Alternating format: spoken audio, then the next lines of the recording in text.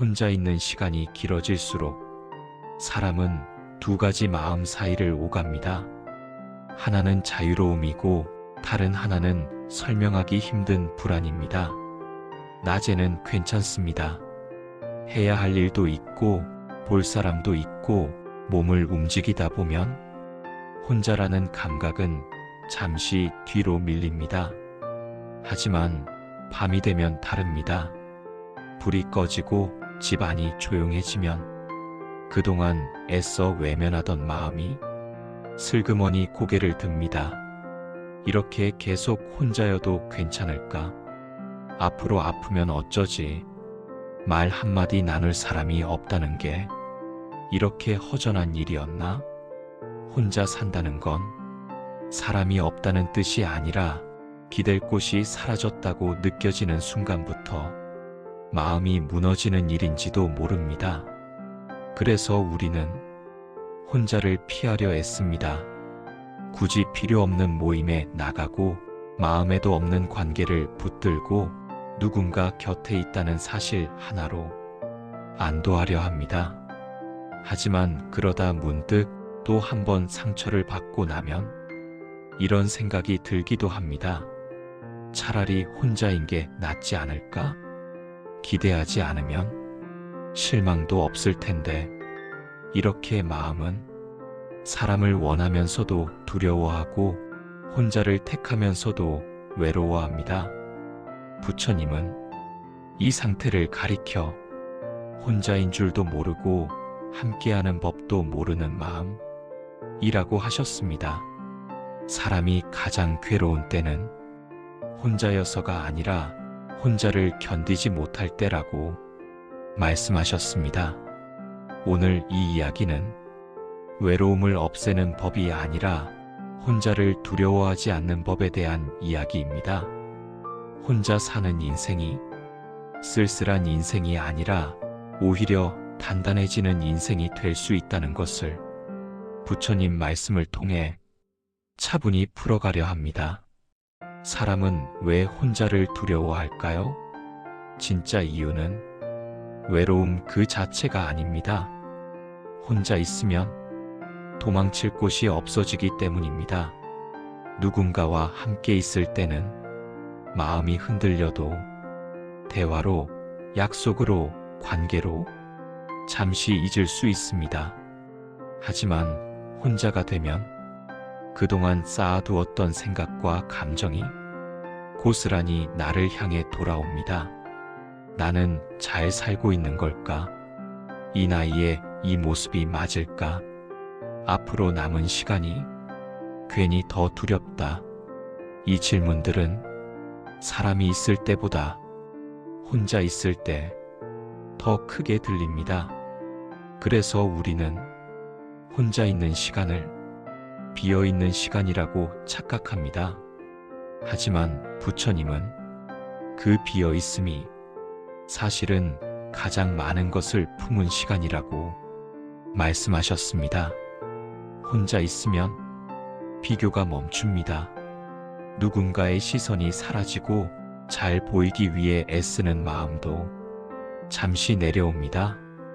그런데 바로 이 지점이 사람을 불안하게 합니다.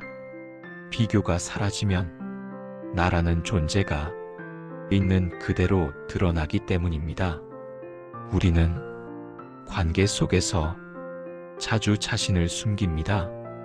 역할로 살고 기대로 살고 상대가 원하는 모습으로 자기를 맞춥니다. 그래서 혼자가 되면 이런 생각이 들기도 합니다. 나는 누구지? 아무 역할도 없을 때의 나는 어떤 사람이지? 부처님은 이 질문을 피하지 말라고 하셨습니다. 오히려 이 질문을 만날 수 있을 때 비로소 인생이 제자리로 돌아오기 시작한다고 하셨습니다. 혼자 사는 법을 배우기 전까지 많은 사람은 관계로 자신을 증명하려 합니다. 누군가 나를 필요로 해야 가치가 있다고 느끼고 누군가 곁에 있어야 외롭지 않다고 믿습니다. 하지만 부처님은 이런 마음을 의존하는 고독이라고 불렀습니다. 의존하는 고독은 함께 있어도 외롭고 떨어지면 더 불안해집니다. 그래서 관계는 점점 부담이 되고 혼자는 점점 두려워집니다. 이 악순환 속에서 사람은 지칩니다. 지쳐서 결국 혼자가 되지만 정작 혼자를 견디지 못해 또다시 관계를 찾습니다. 부처님은 이 반복을 멈추기 위해 전혀 다른 길을 제시하셨습니다. 혼자를 견디려 하지 말고 혼자 서는 법을 배워라. 이 말씀은 사람을 밀어내라는 뜻이 아닙니다. 관계를 끊으라는 말도 아닙니다. 혼자일 때도 무너지지 않는 마음을 먼저 갖추라는 뜻입니다. 이 영상이 마음에 닿고 있다면 지금 잠시 구독과 좋아요를 눌러주세요. 당신의 작은 선택이 이 이야기가 계속 이어지게 하는 큰 힘이 됩니다. 이제부터는 부처님이 실제로 가르치신 혼자 사는 법의 핵심으로 이야기를 옮겨가려 합니다. 혼자를 받아들이는 순간 왜 인생이 달라지기 시작하는지 그 이유를 본격적으로 살펴보겠습니다. 부처님은 혼자를 피해야 할 상태로 보지 않으셨습니다. 오히려 혼자는 마음이 가장 또렷해지는 자리라고 하셨습니다. 사람과 함께 있을 때 마음은 자주 바깥으로 향합니다. 상대의 반응을 살피고 말의 온도를 재고 표정 하나에 기분이 흔들립니다. 그러나 혼자가 되면 이 모든 소음이 조용히 가라앉습니다. 부처님은 이 순간을 마음이 집으로 돌아오는 시간이라고 말씀하셨습니다. 집으로 돌아온 마음은 도망치지 않습니다. 비교하지 않습니다. 꾸미지 않습니다. 그래서 처음에는 불편합니다. 혼자는 내가 미뤄두었던 생각들을 하나씩 꺼내놓기 때문입니다. 아직 풀리지 않은 감정, 정리하지 못한 관계, 스스로에게 솔직하지 못했던 순간들이 가만히 눈앞에 놓입니다. 부처님은 바로 이 지점에서 사람이 흔들린다고 보셨습니다. 그래서 대부분의 사람은 이 고요를 견디지 못합니다. 다시 사람을 찾고, 다시 소리를 키우고, 다시 바쁨 속으로 자신을 밀어넣습니다. 하지만 부처님은 말씀하셨습니다. 혼자의 고요를 지나가지 않으면 참된 평온에 이를 수 없다. 혼자는 벌이 아니라 연습입니다. 감정을 마주하는 연습, 생각을 가만히 두는 연습, 자기 자신과 동행하는 연습입니다.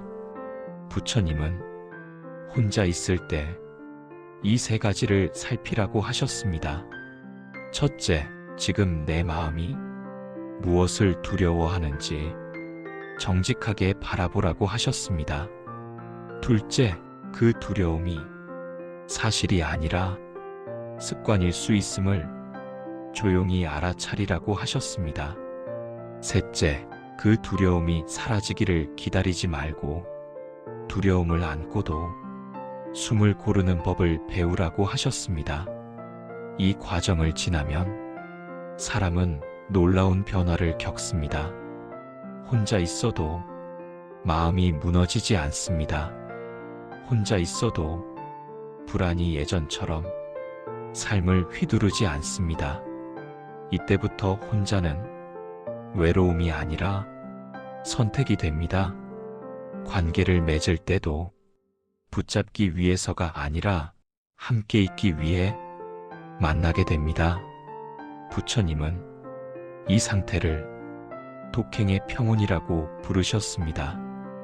혼자 걷되 세상과 등을 지지 않는 마음, 사람에게 기대지 않되 사람을 미워하지 않는 마음, 이 마음이 자라면 삶의 균형이 조용히 바로 섭니다. 혼자 사는 법을 배우고 나서 인생이 완전히 달라졌다는 말은 혼자 살게 됐다는 뜻이 아닙니다.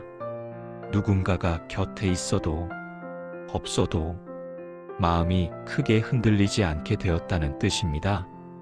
부처님은 이 상태를 의지하지 않는 평온이라고 하셨습니다. 사람에게 기대지 않아도 마음이 서 있을 때 관계는 부담이 아니라 기쁨이 됩니다.